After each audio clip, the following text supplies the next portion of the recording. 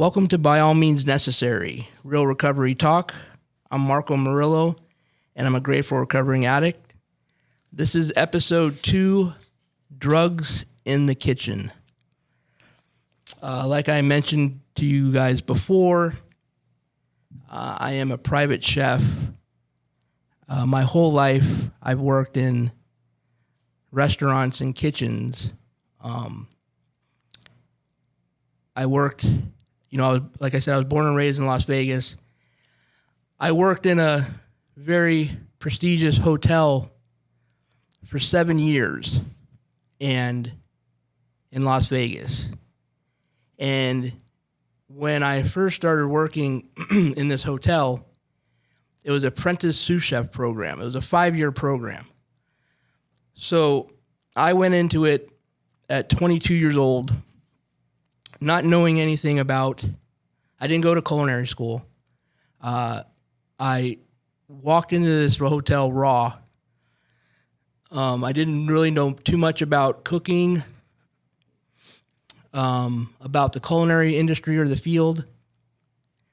So I was embedded in this program, and I worked in the butcher shop, the seafood butcher shop, the bakery, doing breads, doing pastries, working in different restaurants, the buffets. This is starting in 1994. So this is like the whole boom in Las Vegas with the big hotels, and they were really, really, really conscious about serving great food in these hotels. And this is when Zagat came out. And this is when the whole celebrity chef influence really came about. Like when a celebrity chef opened a restaurant in Las Vegas back in the 90s, that's when they made it. So I was working in this hotel with a lot of these executive chefs, and I'm not going to name any names. And these guys and women, most predominantly the guys, these were hard knock chefs, hard rock guys, fully tatted, lived life like a rock star. And drugs was just like a part of wearing an apron in the kitchen. This is from what I saw, from what I experienced in Las Vegas. So basically, when I started working in this hotel, it just so happened that one of the chefs one day decided to give me some Vicodins. I think I hurt my back or something like that. I don't really remember because I've done a lot of drugs, so my memory is kind of foggy sometimes. But I took like 2 Vicodins, and I was actually, using drugs at the time. Not too much, but I took 2 Vicodins, and for me, it energized me. I was like, wow, I felt no pain. I had a lot of energy. So in my mind, I was like, this is what you got to do. So I ended up finding a doctor, and this is like when doctors were writing scripts, and he was writing me Vicodin and Loratabs, like 90 pills each, like every other week or something like that. And I was like giving them out in the hotel to other cooks and stuff like that. And I kind of got tired of it. And this is like when I said that my roommate's sister gave us speed. So I was actually, my DOC, my drug of choice was cocaine or speed. And I saw a lot of chefs that moved fast, like moved super fast, like unhumanly fast. And they worked very fast, and they never sat down, and they worked 12, 14 hours a day, 6, 7 days a week, and it was very unnormal. So I had found out that this is what they were doing. And it was through this hotel, it was bad. I mean, a lot of chefs were on some type of narcotic. And it was just part of the curriculum, part of the program. And I didn't feel like, oh, if you didn't do it, then you weren't you weren't cool or anything like that. But I did feel like, you had to do something. And obviously I chose to do it. So I would meet people that worked in other hotels, and they would said the same thing. And I would, there was a celebrity chef who basically was giving it away to the staff. And this was part of what your mise en place, if you will, part of what you need to do to prep or anything like that. This is what you were given. And it was a part of life. I mean, you do that during work. And obviously, when you work in a restaurant, you get out late. So you get done like midnight, 1 a.m., and normal people get out of work at 5. So when you get out at 1 a.m., you want to decompress. You want to relax. You want to go do your thing, whatever. But you're on some type of narcotic. So it's very hard for me, speaking for myself, it's very hard to go to sleep when you're doing this. So it becomes this cycle of working and using and working.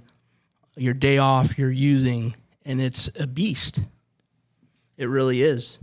But looking back at it, I didn't think that I had a problem. I thought that's just what was part of being a chef.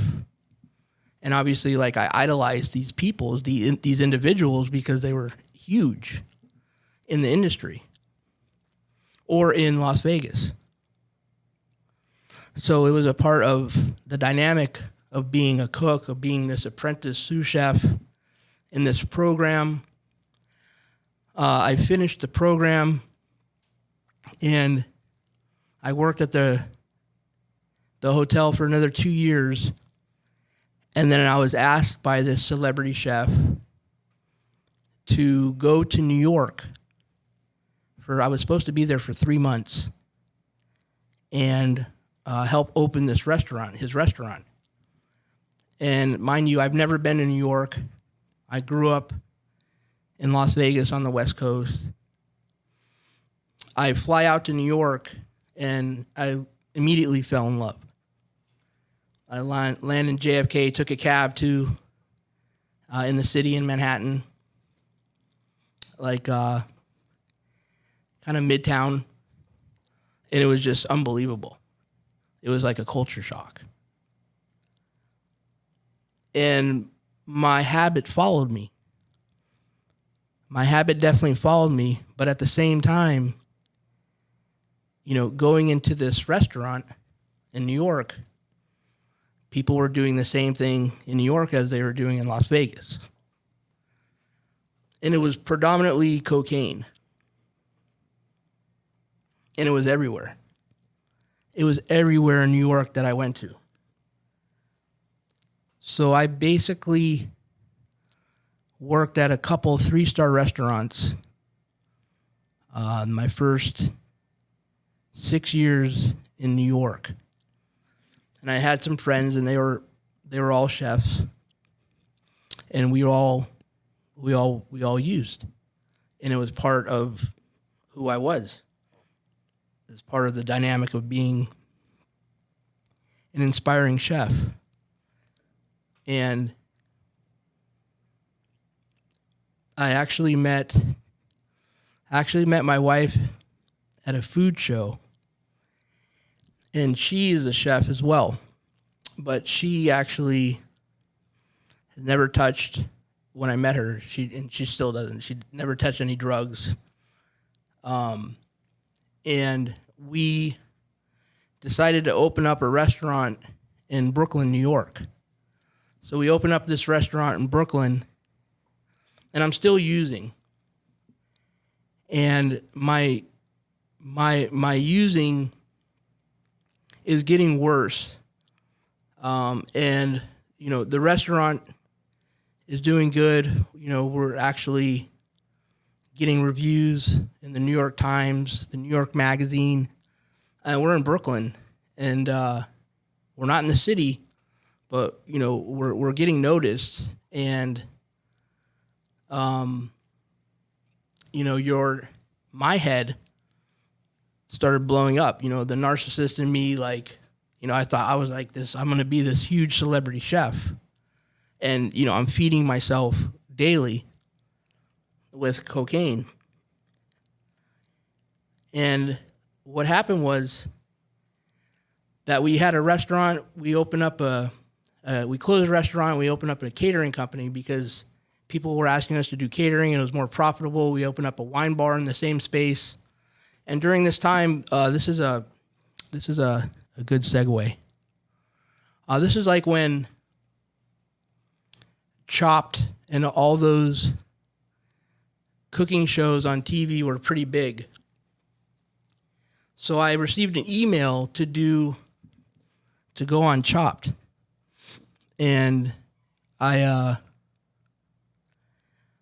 replied back, and what happened is how it worked is that you have to go. I went to the city, and I went in front of a camera, and I did an interview with a couple people, like one of the producers and a couple other people, and they just asked to tell your culinary story, your background, and so I did that. Then they got back to me and said, we want you to come in, and you're going to go against some chefs, and you're going to, have some food that's kind of prepared, but you're going to finish it at the studio. And then the producers and like some people that work for the production company are going to try the food, and there's other chefs that are there too, and you're kind of going to get picked. This is how it was back then to be on the show. And so what happened was that I was using cocaine, and the night before I stayed up all night, and I smelt of rum. So I go to the city from Brooklyn, and I have all this food prepared, and I go against these chefs, and they love the food, and I'm in front of, there's a camera, and I'm in front of the producer and the people and the production team, and I'm like wobbling. Like, I ran out of Coke. I've been up for over 36 hours. I'm in no good shape at all in terms of like mentally. Somebody brought me a water, and the producer looked at me and called me out on it. He had said that the food was amazing, you won, but you look like shit. And given that time when I was in active addiction, I was like to myself when I left there, they basically kicked me out. I was like, fuck them. They don't know anything. They don't know any better. They don't know who I am. That whole victim mentality, that whole narcissism, that whole, drugs, that whole thinking that when you are inebriated, when you're under narcotics or anything like that at all, it turns your thinking, you're totally demented. So I basically ruined my chance. Like I won. I got to be on the show, but I was so fucked up that they basically kicked me out. And like those type of stories, now when you look back at it, when I look back at it, those are lessons. Those are lessons learned. Those are learning lessons. That's something that I don't want to go back to. I was asked when we had the catering company to cook at somebody's house this gentleman's house for like a dinner party. And I did that, and then it got to a point where somebody had asked me to work as their private chef in the city. And I've never done that. And I was totally stoked about it. I accepted the job. We closed the catering company down, and I was working for this individual and his wife in Manhattan as a private chef. And I basically remember that this was like the latter part of the big part of my addiction, where they had given me a credit card, and they said, you use this credit card to buy the food, to buy all your supplies and everything, but don't use it for transportation to work, to and from work. Well, I actually did it. I used the card for transportation. And they found out about it. They sat me down. They let me go. They fired me. And I was using the card to try to save money to buy drugs. That was the whole thing.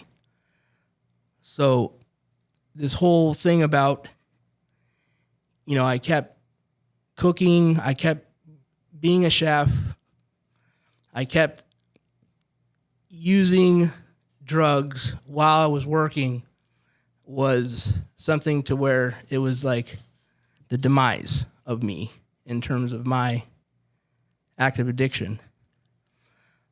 We then moved to South Florida, and I got this huge job at this the biggest catering company down in Miami. And, I thought it was a fresh start. I wasn't going to use anymore. I was focused. I was clean. And that ended for like a couple months until my disease resurfaced, and I was getting drugs shipped from Nevada to Miami to my job, which is ludicrous. It's ridiculous. And, I was the chef of this company, and we did like huge events, major events. And there was a lot of celebrities involved, a lot of professional athletes involved. We were, there was a lot of stuff in the papers about us. And that whole celebrity chef thing resurfaced in my mind again. And, when you're using cocaine or speed, you feel like you're like a Superman. You feel like you're invincible. Nothing can put you down. And this happened for a while, and I was fooling everybody around me.